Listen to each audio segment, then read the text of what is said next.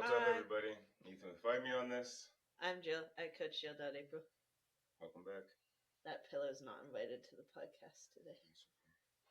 Kick it out.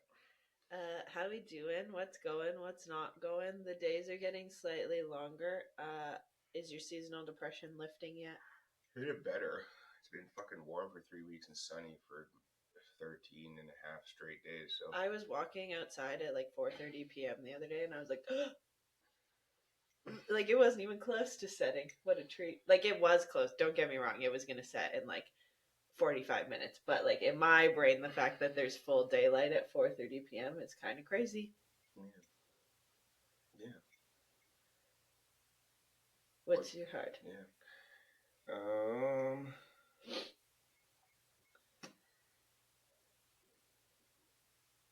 How stupid people are. Yeah, as per usual. A great weekend with the Super Bowl, and Bad Bunny killed it. Absolutely killed it.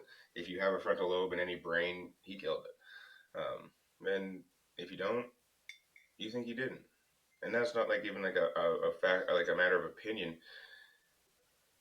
Art's always lost on the dumb. Art is always lost on the ignorant. Art is lost on anybody without a heart. It's kind of in the word. So not to just get to experience that and see the beautiful culture and to understand it. I don't know a word of Spanish, and I understood that whole performance, and that's what is beautiful about it, and that's what makes the hard even harder. Is that it was beautiful. It was a statement for everybody, and somehow that was missed. And I don't understand how it's missed. I don't understand how people can choose to live so blindly, so ignorantly, so full of hate, so full of stupidity. It's just beside me. And to see it continue on, I just saw this morning that the government is trying to sue the NFL for an illegal halftime show. Like, that's where we're at right now. We're at a place where the government thinks that they can sue a game for being a game. You fucking morons. You absolute fucking wastes of oxygen, skin, and energy. Literally wiped the U.S. off the face of the planet. Well, and it's not even like... all of them.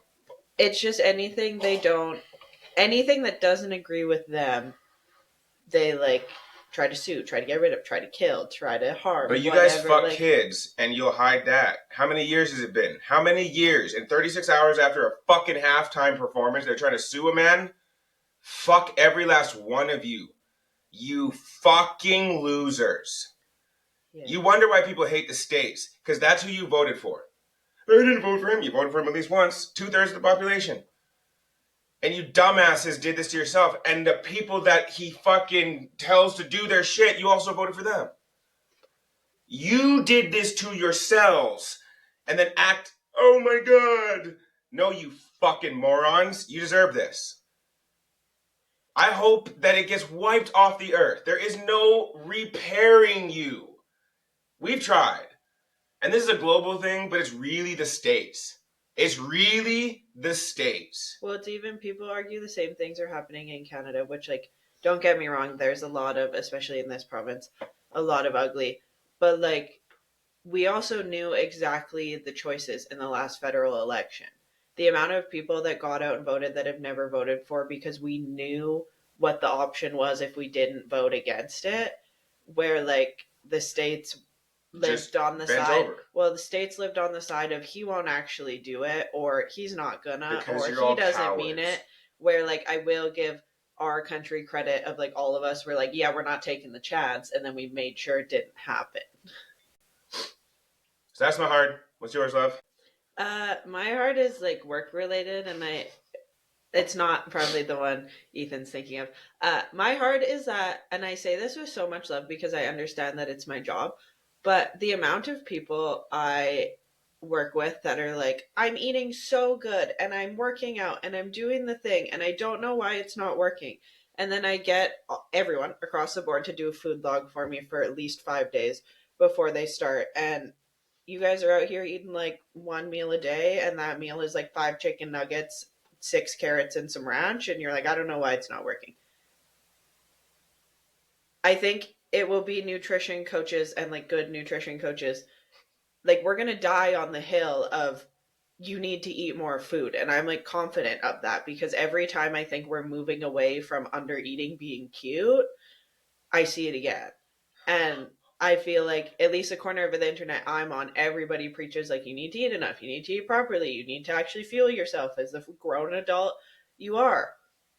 And society did us so dirty. So it's like Mm-hmm.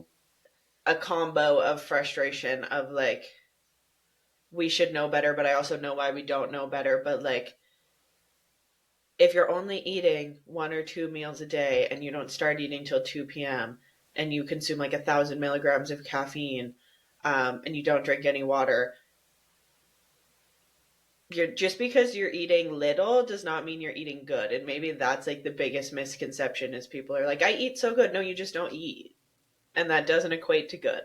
No, but that's like this one goes deep, and this one's frustrating for me as a boy in this industry, but as a boy in general, supporting women and coming out of the way society holds standards against us and. But if you like really boil down what society's done and like really look at it, why do we have women trying to conform to the body of a 12-year-old boy? I would Why? argue 12-year-old boys eat more. Right, like, but so this is where I'm going with this. But this is where I'm going with this. Is that this fucked, like, it's so fucked up and nobody wants to admit it, but anybody that's been here and done any of the fucking work and research knows that there's a fucked up correlation to how we treat women and how these fucking disgusting ass men that built this country treat people. I saw a post the other day that it was like, I need you to stop. Uh, I don't remember the exact wording, but it was basically saying like you need to stop having the body goals based off of men who were attracted to children. Yeah, and it's just like I don't know. It's the hardest thing for me.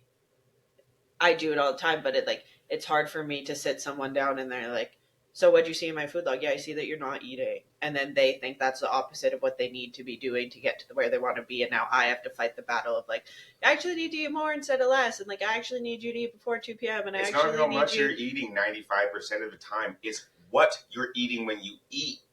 Well, it's also just like not sheer volume. Like I get Yes. people eating less than 1,000 calories a day, and they're like, "What am I doing wrong?" But we've been eating less than 1,000 calories a day for years, so now I have to fight the battle of Mm-hmm. we got to figure this out. Yeah, But you're not healthy because you've been in this place so long and you think that it's okay to be in this place, and we're trying to tell you that it's not okay. just because what little you eat is vegetables doesn't mean it's healthy. Why do I always feel so weak? Because vegetables don't carry energy. Fuck. They carry nutrients, loads of those. No energy. Carbs are the energy. That's why you can't stand up, Becky. But I don't. I'm always so hungry because you don't eat enough protein, Tina. Well, and like the number one thing that And I'm picking on women currently because I very rarely have to tell a dude, get your protein up. I look at him and go, and he's like, I need more protein. Yeah, dog, you do. Like, different mentality. I'm not being an asshole. I argue with women on food as much as Jill does. I just don't have that many clients. well, the like second rebuttal is always like I asked somebody the other day, what do you put in your smoothie? And they're like, well, this, and that. And I'm like, well, do you add plain Greek yogurt? They're like, no, I thought that might be too many calories. So, like, our entire brains as females is like, how can I eat the smallest amount of food possible? And it takes a really long time to switch to focus on anything other than the calorie amount. Joys right now. I'm needing to make some shifts with my business, and it is what it is, but I'm just like, I guess my joy is not it's not really a joy. I'm just going to shift it to a win is like not getting super overwhelmed with it. Like I know it's going to be a big project, but I also know that it needs to happen. And my like little bit of joy is knowing that it's the right decision. Like the more that I sit with it, the more my brain knows that the more I sit with it, the more I like know it's the right decision. And that feels nice in my system. And it was cool to have my brain flip to being like, yeah, I'm never wrong with my business. Because I second guess myself a lot. So to really sit in the like, yeah, I'm never wrong was a cool first thought when I know it's going to be something that's like a lot of work to do. We wanted to do a little bit of like less of a reintroduction and more of a reminder on questions. They're not really comments or concerns, they're mostly just questions, but questions that we've answered before. If you've been here for a minute, you'll probably know most of the answers and know where we stand on things, but we also recognize that there's some new faces, some new names around here, and probably not everybody is going all the way back and then watching every single episode, especially now that we have 30 plus episodes out. So we're going to rapid fire some things to remind you of where we're at, both as like individuals and then also as partners. Because our answers do differ with different things.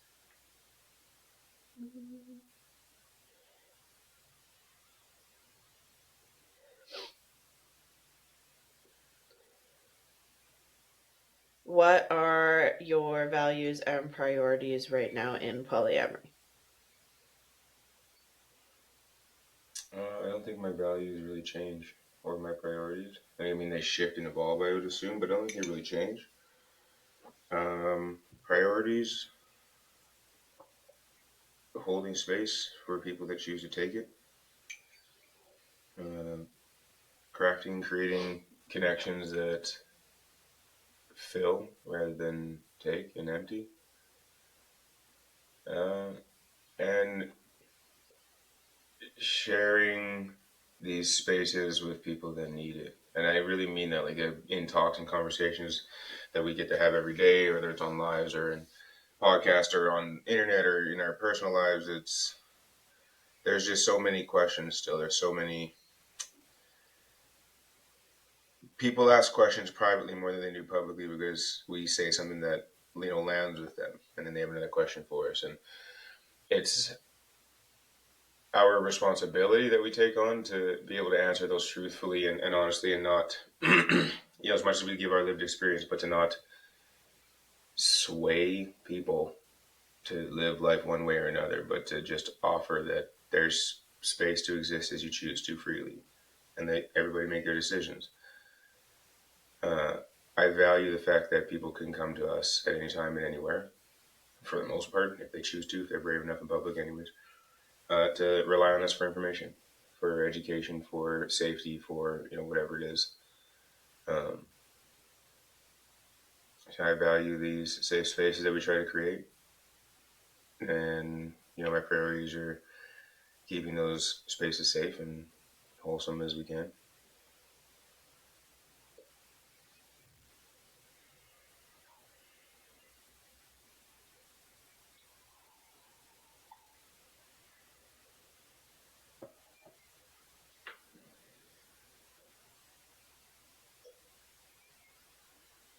Maybe an answer.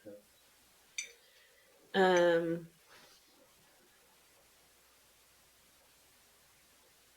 yeah, I would agree that like I don't think our values really change.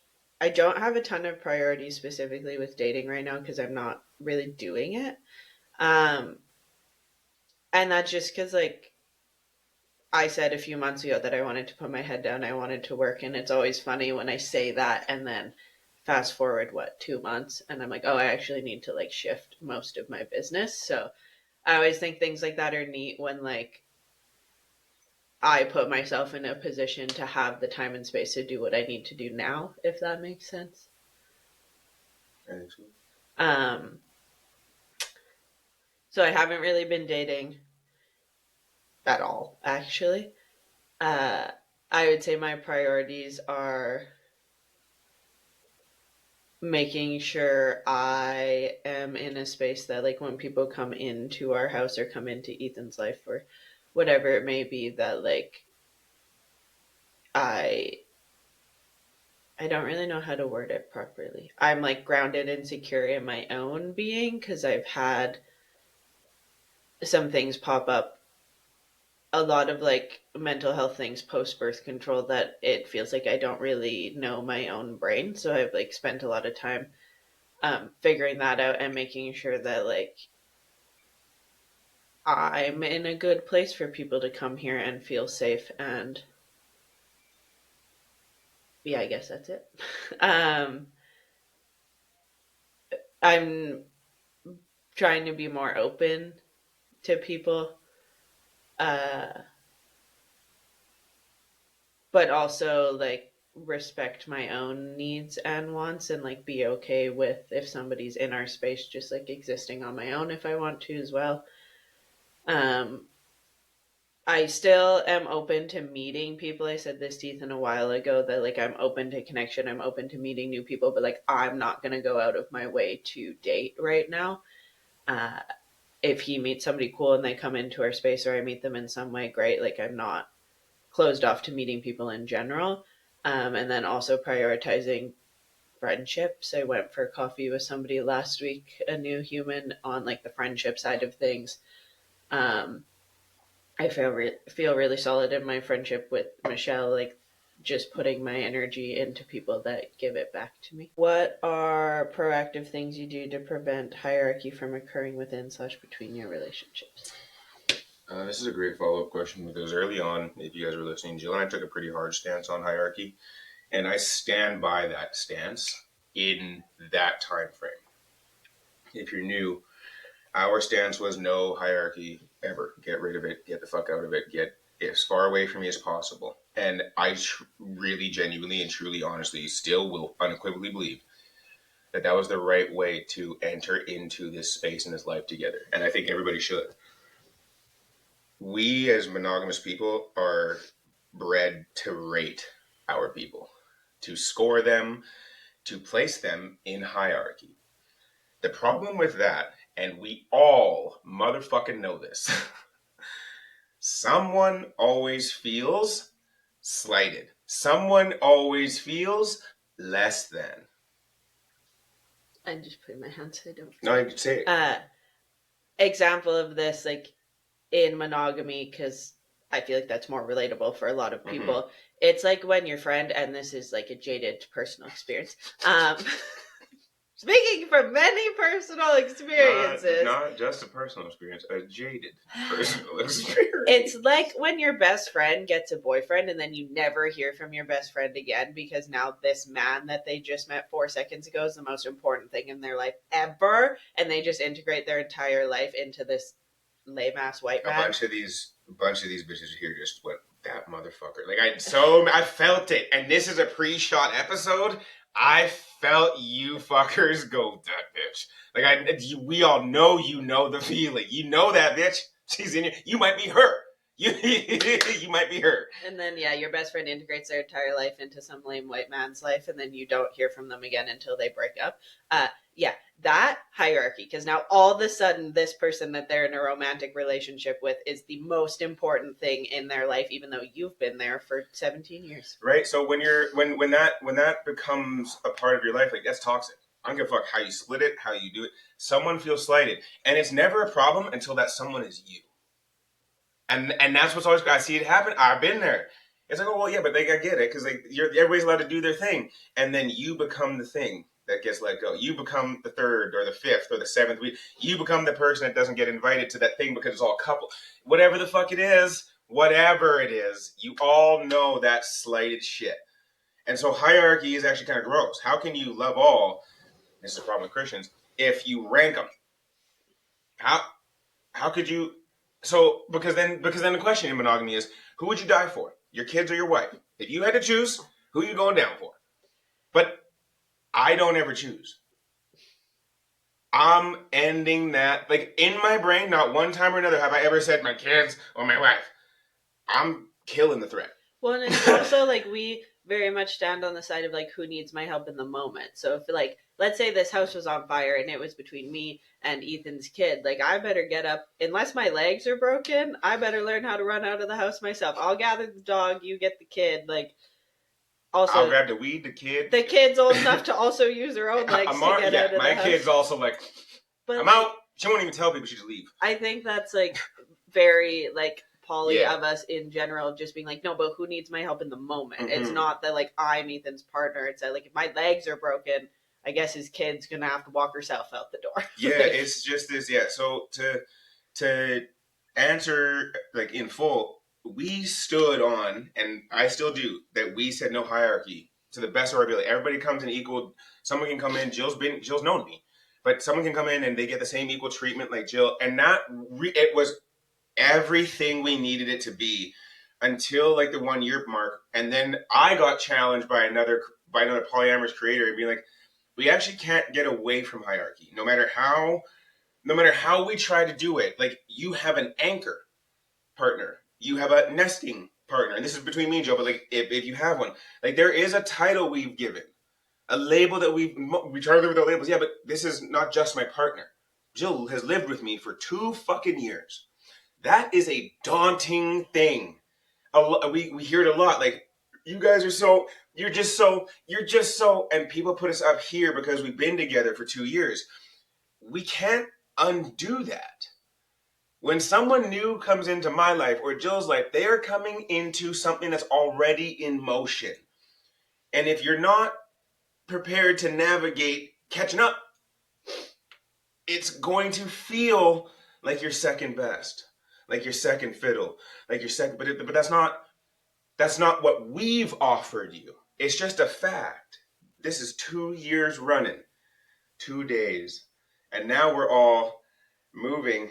But this, like, oh wait, we gotta adjust. Come towards them. Now that we're all together, like, it's going to be that thing. But you can't get away from hierarchy. It's not that Jill is more important. She's been here. And also, like, our life is, what's the word? Enmeshed? Intertwined. Enmeshed. Yes, I got it. Okay. My brain just I got it. You keep going. Spell it. I'm gonna be the blank filler. You keep going. I'll say it again. Our lives are. You say our lives are. I got it. Our lives are enmeshed. Thank you. In like ways that like you're never gonna get away from. Like, I can't pretend that we don't live together. I can't pretend that it's not our bedroom. Like, as much as we let like bring people into it, like, you're right, this is my room. Like, I don't. There's no getting away from those facts. But it also takes this to the other side. That's a factual statement. But like right now, and we've seen it multiple times. There are so many people who know that. I have a new person in my life right now that's like, yep, I'm on her turf. By definition, this is her home. Even if I wasn't here, if she's coming into me, Jill, this is her home. This is her turf. This is it. It's understanding that, yeah, like I'm coming into something that's already established, and that's what's beautiful about it. Hierarchy doesn't actually have to be a bad thing. I don't say Jill's my number one. So Jill's got my back better than literally anybody else in my life right now. And if that ever changes, cool, but it never changes Jill's efficacy. It doesn't change her worth or value in my life. It doesn't change or affect her worth or value in her life. That's the difference in hierarchy and monogamy and hierarchy and polyamory over here. It's not that I rank Jill. Jill's just takes up this space. There will always be a 2-year head start on any relationship that comes, or a 3-year head start. But those aren't the value for me, for Jill, for anybody coming into this life. It's not time. It's this person has something that I need, and now I have something they need. Here's a piece of that for you. Thank you for the piece for me. I actually had to take a piece of that. I'm going to share it with Jill because she also likes that. And I think it's cool that now you get to share that with Jill because I bridged that gap. I was the hinge. For those of you paying attention, it's a polyamorous word. But that's, yeah, we navigate hierarchy, and though we have said in the past, it's also something that I've said now, like, you can't get away from hierarchy, but it's how you navigate it that actually, like everything, really does matter.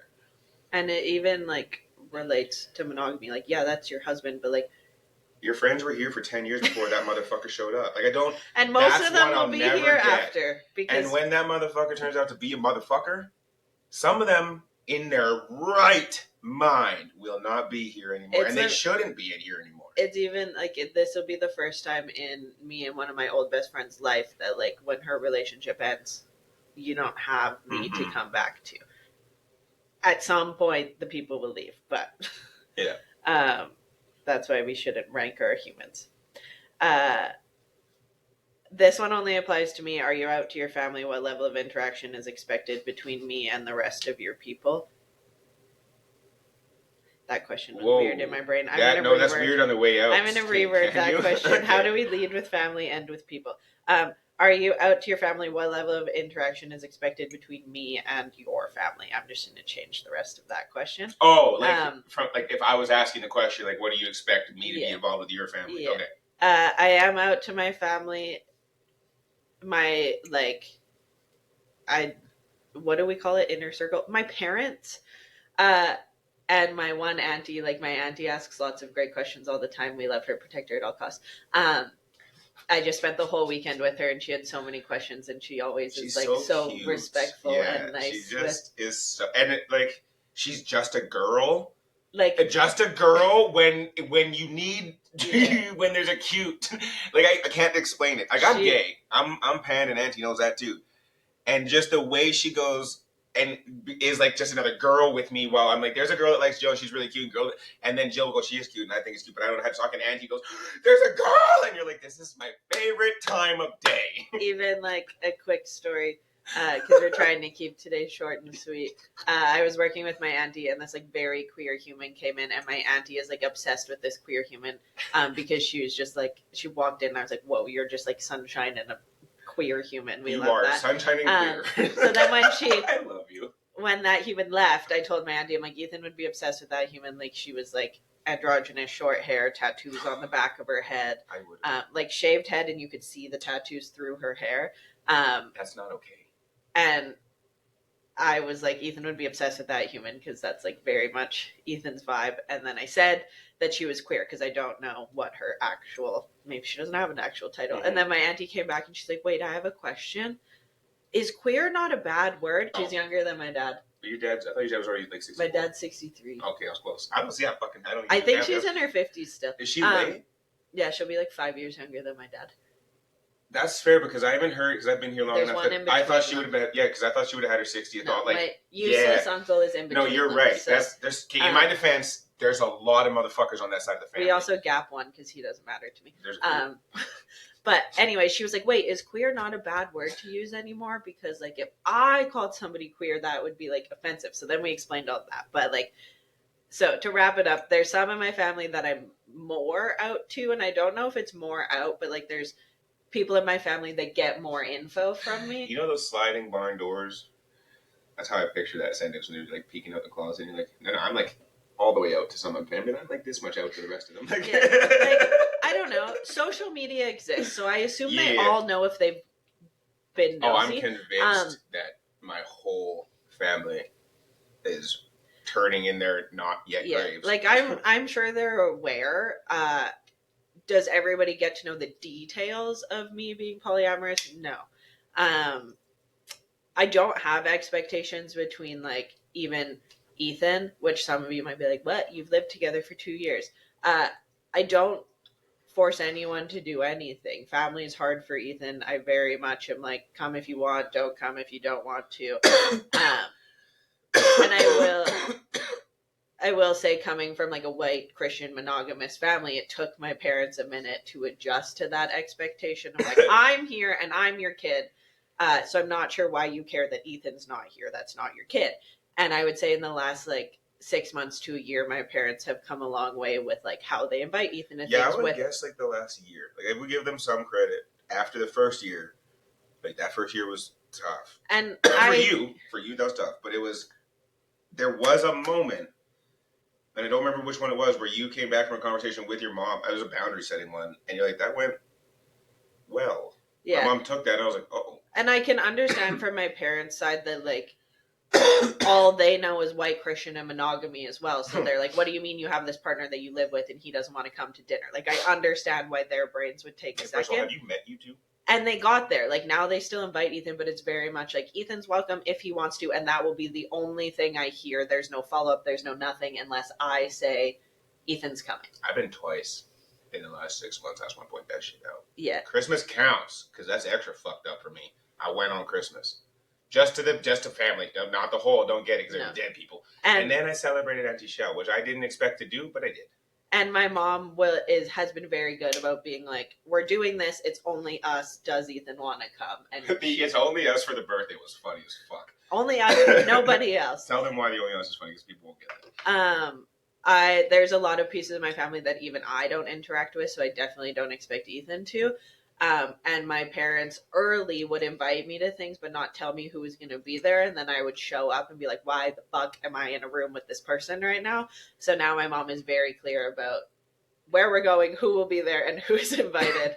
I will say, if I can, Jill's parents and that whole thing are like, it was slow, but it's how it should go.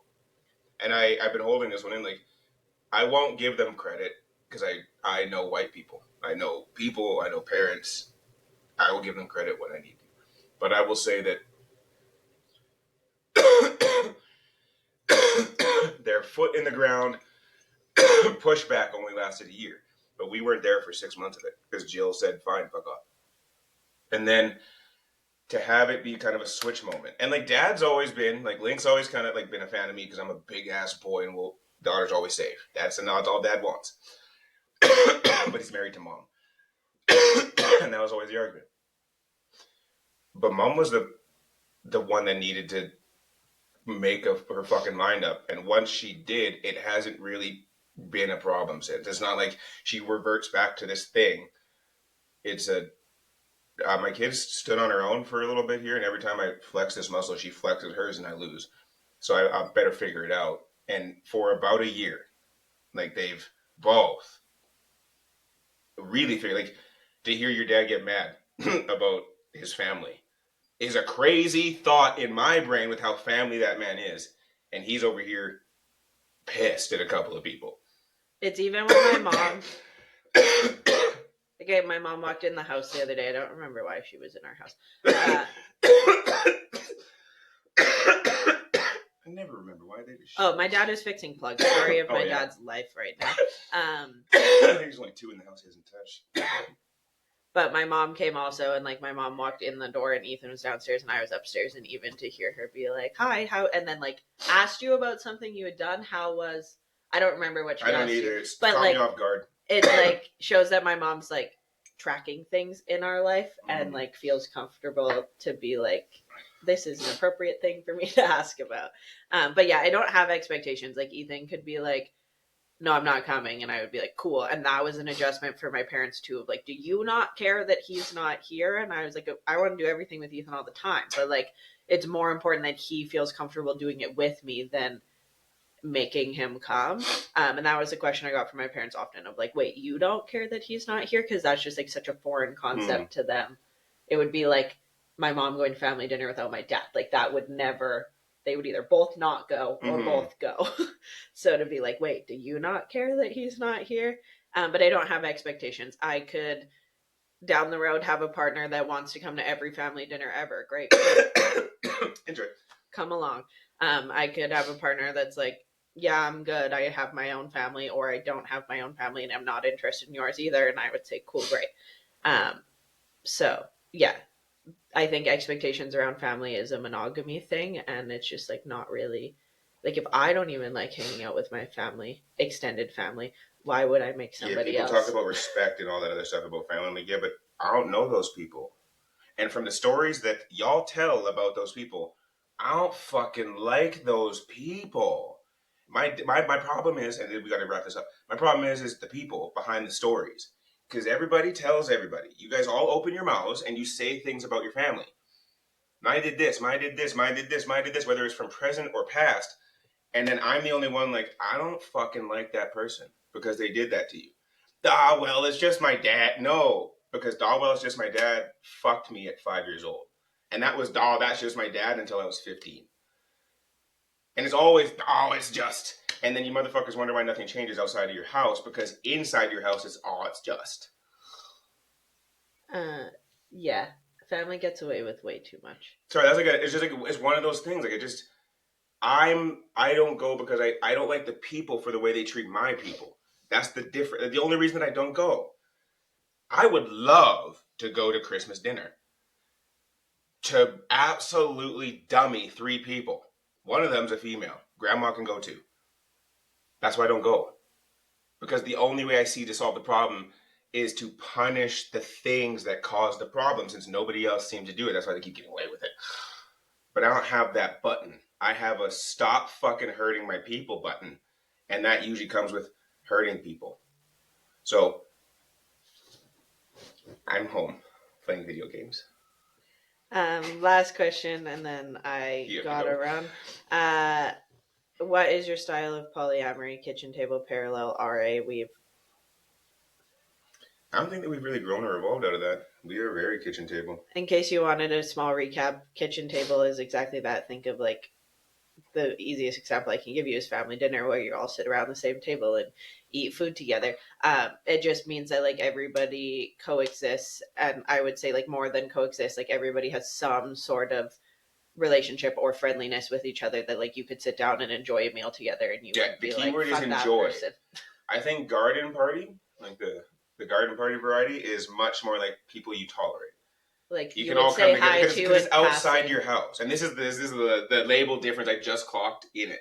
In that garden party version is like it's outside your house. It's a much more communal. Everybody that like can bump elbows and rub elbows will, but in kitchen table, like I chose these people, and everybody has the ability to sit at this table if they feel comfortable or want to or to come in. Like garden party would be like, oh, we're going out for Ethan's birthday, and like everybody's coming, but like I don't. You don't all need to be in my house for that activity. Yeah. Parallel is like I know they exist, they know I exist, But but they never like actually we don't. cross. And I think it takes a little bit. Like we prefer to be kitchen table. Does kitchen table work with every single person all No. the time? No, but you don't know until you Yeah, like and like, interact are with we each open other. to other styles? Like, obviously, that we practice a lot, but like we I wouldn't say focus.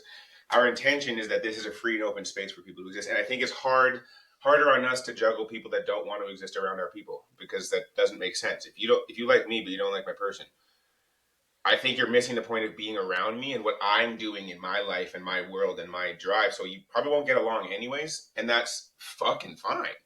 And we have a pretty hard boundary of like if somebody was like, "Oh, I want to come over, but I don't want to see Jill," well, then I guess you're not coming over. Yeah. And like that's been a boundary we've stood on. And that would be more parallel of like, I'm fine to be in Jill's house, but I don't want to see her.